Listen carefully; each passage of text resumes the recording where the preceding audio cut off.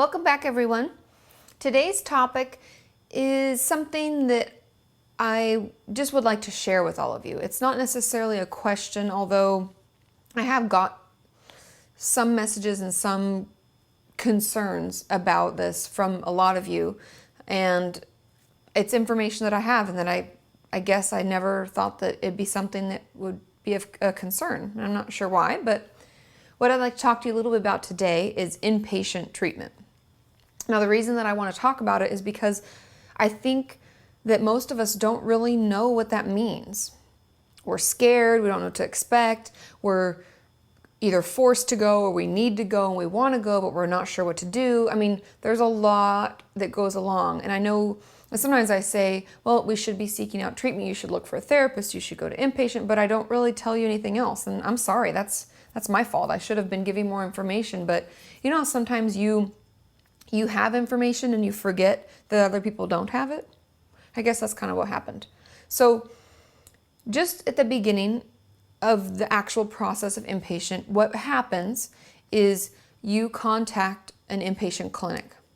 And I know a lot of us are scared to even make that call, but what happens is we make the call and they either the person that picks up will do what they call an intake, or they'll set a time for the intake, or they'll give you the number of the person who does them. Now, every treatment center is different. Now, the two that I worked at, there was one person who did them, and if you called, like let's say I was in the office when you called and I'm like, hey, it's Katie, how can I help you? And you said, hey, I'm looking to come to treatment, I'd take down your just basic information, your name and number, and I'll say, oh, and I'll have, Samantha give you a call and she'll do the intake with you. Is there a time that's best? Now, the intake takes about an hour, and this is just getting your basic history. They're going to want to know your name, your birth date, when you first started your eating disorder, how long it's been lasting, what it looks like, why you think you need treatment now, what's going on, do you exercise, how much, blah, blah, blah, blah, blah, right? And you can tell them I'd encourage you to tell them as much as you feel comfortable, but you can tell them as little or as much as possible because they just want to know that they're the right place for you. And that's why I think being honest and telling them most will get you in a treatment center that actually caters to your needs. They're also going to get your insurance information so that then they can double check that they can actually get it covered if your parents or you aren't willing to pay cash. Okay? So that's just the bare bones, the beginning. Now let's say we get in. They say, yes, we have availability. Can you come in 2 weeks? Or you're on a wait list. Can you come in a month and a half? Or whatever, right? They'll give you some kind of timeline. Right now, most places I don't think have any wait list, but when I used to work at the treatment center, we used to have at least 5 or 6 people on the list. So they'll let you know. And then you pack for treatment. And this is something that I've been hearing a lot more lately, as I have some of you I know are leaving for treatment or have just gone to treatment. How do we even pack for it? What do I need to prepare? And they'll let you know, because a lot of times we have outdoor activities. Like I used to do the nature hike, and the Saturday mornings we'd walk for 20 minutes or so. And it depends on the facility where you're at. We were in the mountains, so it was easy. We just had a little trail outside that we followed. But you probably need to bring, sneakers and your comfy clothes, because a lot of it you're inside and you're sitting in groups and stuff like that and want to make sure you're comfortable. But things not to bring: don't bring magazines that could be triggering. Don't bring books about topics that could be triggering. Don't bring anything that could be triggering. Okay? A lot of people think that they can sneak things in, like I'm going to sneak my lighter, I'm going to sneak my razor blades in, all sorts of stuff like that. It's not going to happen. And I'm sorry. I know it's stressful, but you're going to get help, and you can't really bring in things that are going to make it worse. And they will go through everything.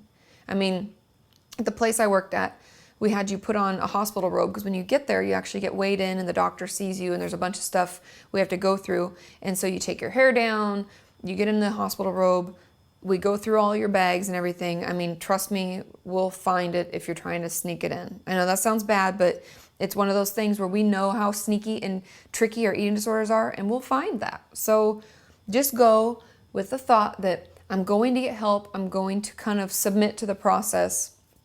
I'm not going to try to sneak things in. Okay? And if you are a smoker, a lot of people smoke, they'll take your cigarettes and lighter and they'll keep them, and you have to ask for them at the times when you can smoke, and you can take them and smoke and then bring them back. So, but some places don't even allow that. So it's all dependent.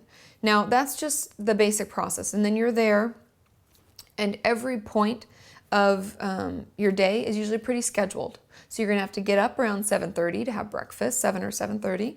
And then you'll have usually your, like the morning hike I used to do was in the morning for like 20 minutes.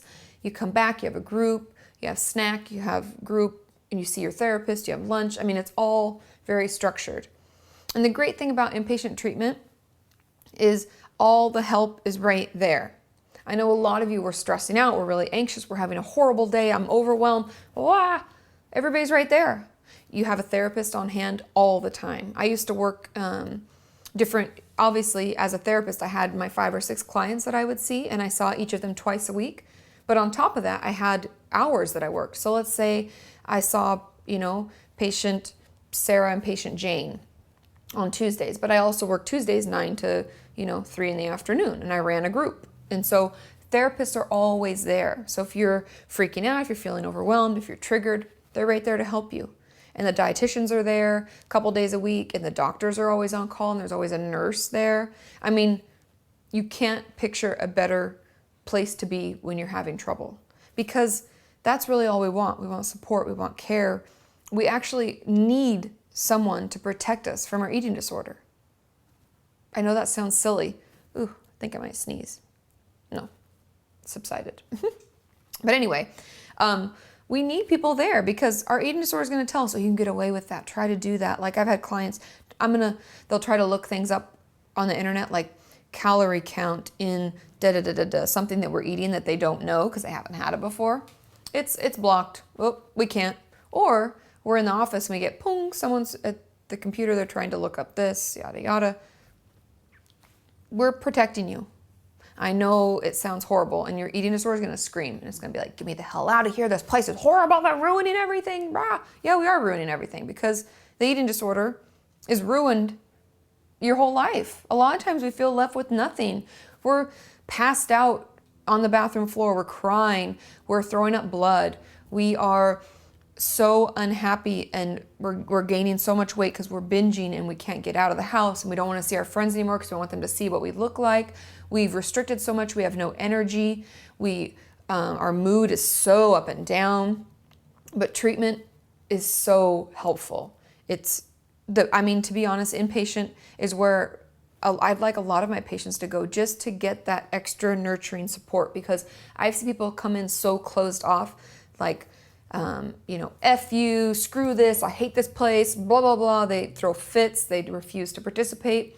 And what do you know? About 2 weeks in, they start opening up. They really like their therapist. They get to see them twice a week. They get to meet with their dietitian every week and go over their meal plan. They feel in control of their treatment because you are. You're in control. Your eating disorder isn't. You're in control. And it takes us a while to adjust to it. But then we start to open up. We start to talk about things we haven't talked about before. We start to get support from other people that are at treatment with us that have gone through similar things. Hey, I've been there, and this is how it worked for me. I mean, it's almost like the community we're creating here, except for you get to actually talk with people. And there's something about that one-on-one, person-to-person communication that feels so good. And to actually know that you have someone, and actually have a whole treatment team there to support you, to help you, to stop your eating disorder from ruining your life and you feeling like all is lost. So I just encourage you, and I know this video is a little scary because I'm telling you the nitty-gritty of what it's like when you actually go there and you make the decision to go to treatment, what it looks like, step A, B, C, D as we go through the process. But I don't want you to be scared. It's okay. We're there to support. We have people show up on our doorstep, they're crying, they don't want to come, their parents are there, or they're crying because they're just overwhelmed and they're glad they're there, but they're scared. I mean, we've seen it all. You're not going to shock us. You are sick enough. You don't have to look a certain way or act a certain way. We know why you're there. You're there to get help, and we're there to help you. Don't worry. It's a great place. It can be really healing. So I would just encourage you, if you've been nervous and you're worried, take that first step. Make that call. Do some research. There's a ton of treatment centers. I mean, I have only worked at ones in California, but I've referred people to all over the states. So there are a ton of treatment centers. And if you have a question about one, let me know. Katie, have you heard of treatment center? And either if I have, I'll say yes. Otherwise, I'll say, hey, let me ask a couple of my friends, because they might know too, because a lot of my girlfriends work in different clinics and everything. So I'm here to help. Let's take that next step. I know it's a hard one, it's a big one, but we're here to support. And don't forget to subscribe to my channel, so when I put out other videos, or if you have questions and comments you put below, when I answer them, you'll know about it. Let's just keep on this journey towards a healthy mind and a healthy body.